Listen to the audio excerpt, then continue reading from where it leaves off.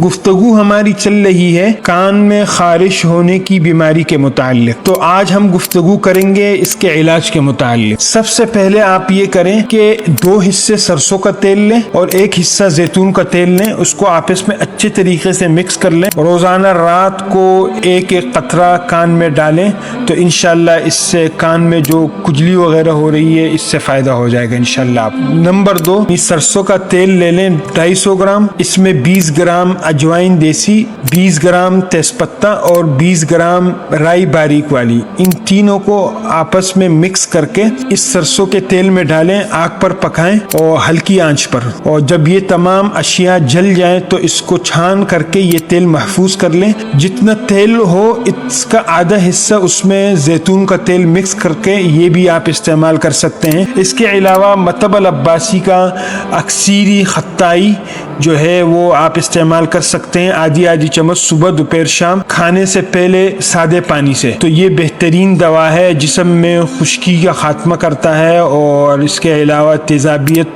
के लिए बेहतरीन दवाई है, ये आप इस्तेमाल कर सकते हैं।